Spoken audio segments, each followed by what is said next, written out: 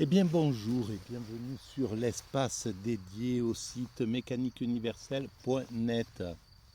Euh, le site qui essaie de démontrer de façon rationnelle que l'humanité évolue vers son ultime perfection. Bon, je sais que ça doit être un peu rébarbatif pour ceux qui suivent ces vidéos, euh, parce que je le précise à chaque fois, mais simplement parce que on arrive sur ces vidéos par hasard. Donc, je pense que comme c'est le fond de mon travail, euh, c'est à partir de cette phrase l'humanité est destinée à atteindre son ultime perfection que j'ai construit ma philosophie et que j'essaie de la démontrer en utilisant bien souvent maintenant pour ces vidéos uniquement euh, des ouvrages que j'utilise un peu comme prétexte pour préciser ma pensée et cette philosophie, on va dire. Voilà, et là par exemple, je continue ma petite réflexion à partir de Friedrich Nietzsche, des morceaux, des fragments choisis par Henri Lichtenberger euh, dans une édition de 1905. Donc c'était, on va dire, 20 ans après, même pas 20 ans, après, après le travail de Nietzsche, après ses publications. Et Nietzsche, apparemment, euh, n'a pas fait un grand tirage de tous ses ouvrages, donc il y a quelque chose qui était un petit peu confidentiel. Mais sa théorie, enfin voilà, sa théorie, sa façon de penser, euh, donc a été éclairée assez rapidement finalement, puisqu'il y a des gens qui ont, voilà, pour publier ces fragments choisis, déjà il fallait avoir lu toute l'œuvre quasiment. Il y avait les considérations inactuelles. Ça commence par la naissance de la tragédie, les considérations inactuelles, humain trop humain, etc. La gaie science, donc le gai savoir, ainsi par les Zarathustra, etc. Donc Lichtenberger tout, avait déjà tout lu avait lu l'œuvre entière de Nietzsche en 1905. Et en 1905, si je ne sais pas exactement quand est-ce qu'est décédé Nietzsche, mais je pense que c'est aux alentours, peut-être en 1900, mais enfin, voilà, Nietzsche était presque d'actualité encore à l'époque. Alors, euh, on va dire, qu'est-ce on va commencer. Voilà, où je vais. On va aller à, tiens, Ecce Homo, c'est la fin. Ecce Homo, on va commencer par là. Nietzsche peint par lui-même. Pendant l'automne de 1988, donc 1988, 12 ans, 17 ans après, Friedrich, Lichtenberger publie cet ouvrage. Et Ecce Homo, pendant l'automne de 1888, Nietzsche a écrit une sorte de journal intime dans lequel il s'analyse lui-même et résume à grands traits son existence telle qu'elle lui apparaît. Ce document, d'un intérêt tout à fait exceptionnel, est encore en grande partie inédit. Mais Madame Forster-Nietzsche a en divers endroits publié des fragments importants de ses mémoires. Et je me demande si c'est pas sa sœur. Et donc il y a une sorte de... euh, ça soulève quelques problèmes d'ailleurs dans certaines publication que sa sœur a proposée, a fait, parce qu'elle était mariée avec un antisémite notoire, et Nietzsche était révolté par ça en fait. Et donc, et elle a été récupérée d'ailleurs, sa sœur, par le nazisme, par Hitler, alors que c'était à des kilomètres de la pensée et de la vision de Nietzsche. Mais on comprend par certains de ses écrits qui sont assez durs, assez violents, qui semblent soutenir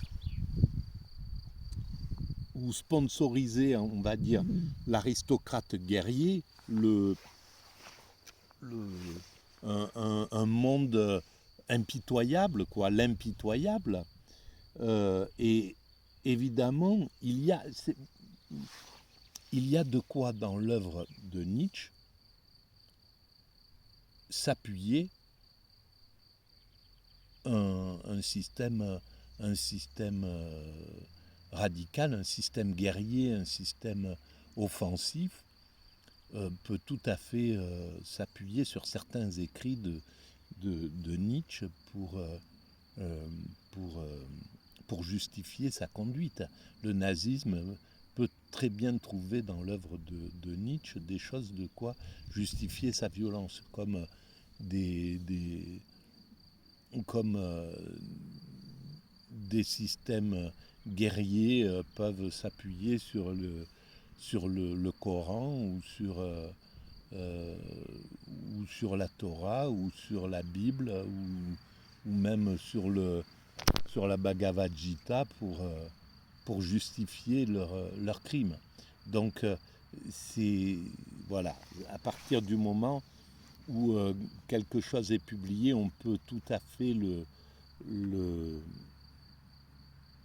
pervertir en somme. Alors, donc,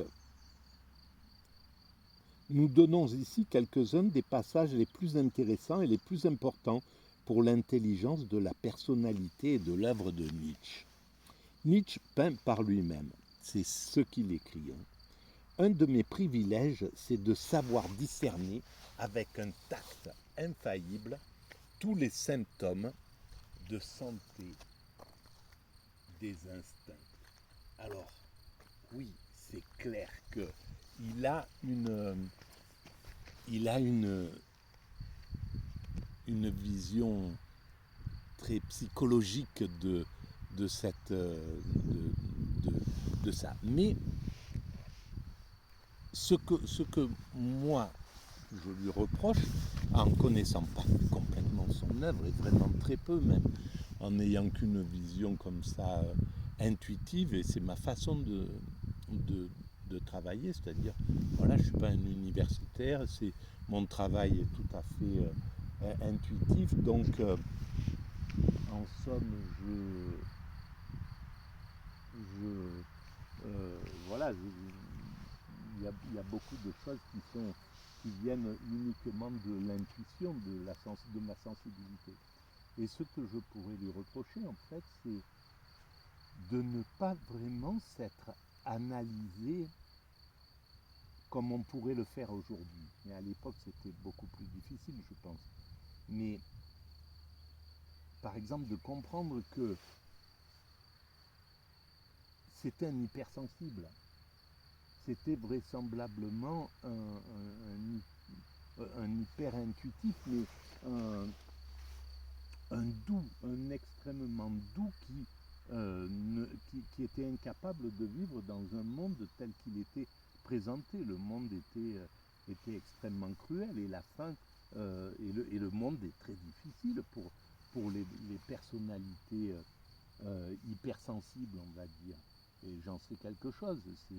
On s'écarte du monde et on est obligé de s'écarter du monde. Et c'est d'ailleurs ce qu'il a fait. Il s'est écarté du monde. Il s'est organisé une vie où il n'avait pas de besoin d'être en compétition, en combat avec les autres, au contact des autres, il pouvait laisser libre cours à sa créativité sans être perturbé par le monde ordinaire qui est insupportable pour l'hypersensible. Et d'ailleurs, tous les hypersensibles morflent. Et aujourd'hui, où le monde est encore devenu pratiquement plus dur qu'avant, c'est juste une période, hein, c'est un passage de l'humanité, mais sous le néolibéralisme, le monde est devenu encore plus impitoyable, encore plus difficile, dur, et on voit les révoltants, etc. Et le système ne se retourne pas sur, sur ceux qui l'éjectent, sur ceux qui le maltraitent. Il peut éborgner des gens et puis il n'en parle pas. Les médias, comme il a les médias avec lui, ça reste extrêmement... tout est... On fait passer un peu tout comme une lettre à la poste. Ce côté impitoyable, le fait que les politiques et le système dominant, c'est-à-dire qui est devenu oligarchique, possède les médias, fait qu'il peut agir un peu comme il veut en toute impunité. D'où la révolte populaire, parce que le fait que les gilets jaunes sortent, ou que maintenant là il y ait tout ce système un peu pré-révolutionnaire qui est dans la rue, c'est juste parce que les médias ne font pas le boulot de contester et de rapporter la parole du peuple aux dominants, pour leur dire attention, voilà ce que le peuple ne veut pas, ça, le peuple, etc. etc. Ces choses-là, c'est pas possible.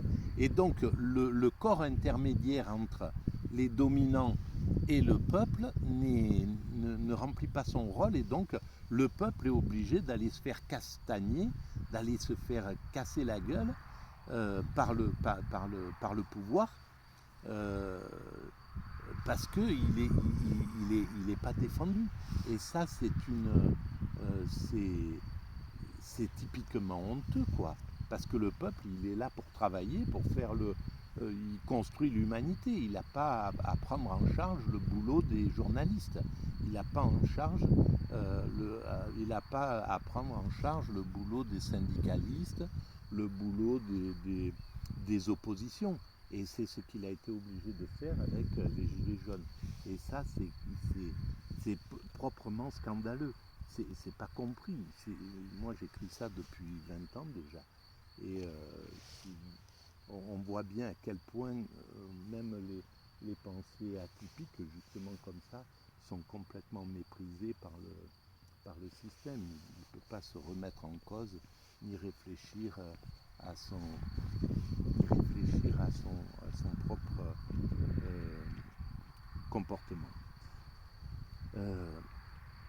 Et donc voilà. Alors donc là, c'est évidemment, alors ben, vous l'avez compris, ces réflexions sont totalement atypiques.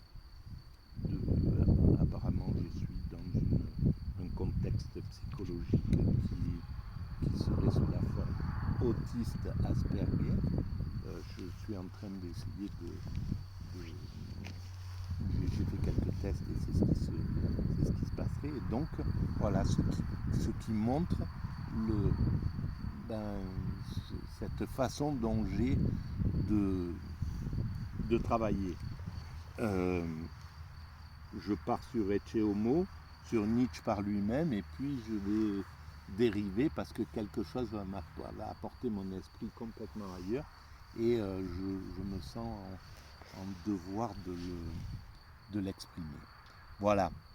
Je crois que le plus important de cette vidéo, c'est ce que je viens de dire. Donc je vais arrêter là pour cette vidéo, et je vais en reprendre. Je vais reprendre la lecture dans la vidéo qui arrive derrière. Merci de votre écoute. Alors si vous pensez que ces paroles ont un quelconque intérêt national, transnational, universel. Voilà, et ben vous pouvez mettre des pouces, ça aide à sa visibilité. Vous pouvez vous, euh, vous, vous abonner à la chaîne, c'est gratuit, ça fait pareil. Et vous mettre des commentaires si vous voulez, et puis j'y réponds tout le temps. Merci de votre écoute, à bientôt, au revoir.